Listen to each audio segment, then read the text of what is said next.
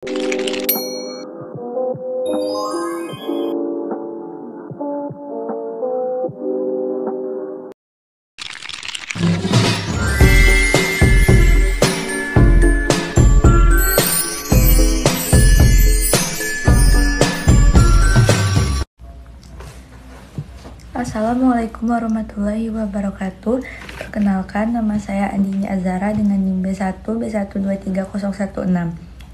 Di sini saya akan mempresentasikan materi bab 5 yang berjudul Penerimaan Negara. Dimulai dari definisi. Penerimaan negara adalah semua sumber pendapatan yang diperoleh pemerintah, termasuk pajak, retribusi, dan penerimaan daya alam. Selanjutnya masuk ke sumber-sumber penerimaan negara. Sumber-sumber penerimaan negara diantaranya yang pertama ada pajak, yang kedua retribusi, yang ketiga keuntungan dari perusahaan negara, yang keempat denda dan perampasan yang dilakukan oleh pemerintah, yang kelima sumbangan masyarakat untuk jasa-jasa yang diberikan oleh negara, yang keenam pencetakan uang kertas, yang ketujuh hasil dari undian negara, yang kedelapan pinjaman, dan yang kesembilan hadiah. Selanjutnya ada distribusi beban negara.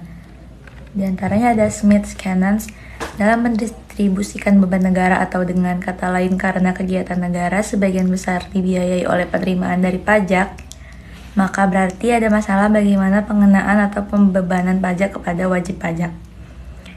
Yang B, benefit approach dan ability to pay approach. Di samping prinsip-prinsip di atas, guna menuju sistem perpajakan yang baik, ada pendekatan lain yang disebut dengan ability to pay approach dan benefit approach. Yang ketiga, konsep equal sacrifice. Sehubungan dengan prinsip kemampuan untuk membayar pajak berdasarkan atas kesamaan, maka yang dimaksud dengan sama di sini adalah pembayaran dalam arti beban real atau real burden yang diderita atau yang dirasakan seorang wajib pajak. Beban real ini diukur dengan besarnya kepuasan atau guna atau utility yang hilang karena pembayaran pajak tersebut. Selanjutnya, sistem perpajakan dan politik pajak. Setiap pajak terdiri dari sasaran atau objek pajak atau tax base dan tarif pajak atau tax rate.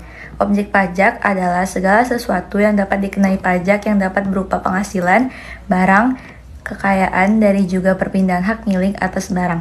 Adapun jumlah penerimaan pajak adalah sama dengan dasar pajak kali tarif pajak atau T sama dengan B dikali R, di mana T adalah penerimaan pajak, B adalah dasar pajak, dan R adalah tarif pajak. Dengan membandingkan antara beban pajak dari setiap macam pajak dengan seluruh jumlah penghasilan ditambah dengan nilai seluruh kekayaan setelah dikurangi dengan kebutuhan pokok atau esensial dari seorang wajib pajak. Selanjutnya ada penggeseran beban pajak. Pajak-pajak yang bebannya dapat digeserkan biasanya adalah pajak penjualan, cukai, pajak pertambahan nilai, dan sebagainya. Cukai tembakau misalnya dikumpulkan oleh produsen atau pabrik rokok, tetapi yang memikul beban pembayaran cukai itu adalah konsumen rokok. Cara menggeserkan beban pajak tersebut ialah dengan menaikkan harga rokok yang terkena pajak atau cukai.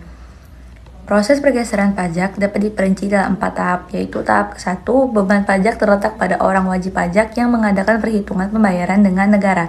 Tahap kedua berupa penggeseran beban pajak. Ini merupakan proses antara, yaitu pemindahan beban pajak dari pembayar pajak kepada pemikul beban pajak. Tahap ketiga, timbulnya beban moneter yang terakhir setelah terjadi penggeseran dan beban pajak tidak akan digeserkan lagi. Yang ke tahap keempat, yaitu adanya konsekuensi ekonomis dengan adanya incidence of taxation yang disebut dengan effect of taxation.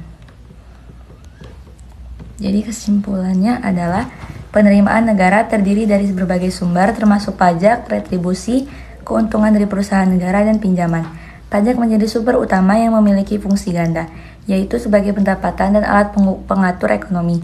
Prinsip-prinsip distribusi beban pajak harus memperhatikan keadilan, kepastian, dan kenyamanan bagi wajib pajak, serta menggunakan pendekatan yang sesuai untuk menentukan beban pajak. Selain itu, pergeseran beban pajak sering terjadi di mana beban pajak yang dibayar oleh wajib pajak tidak selalu ditanggung oleh mereka, melainkan dialihkan kepada pihak lain. Sekian presentasi dari saya akhiri. Assalamualaikum warahmatullahi wabarakatuh.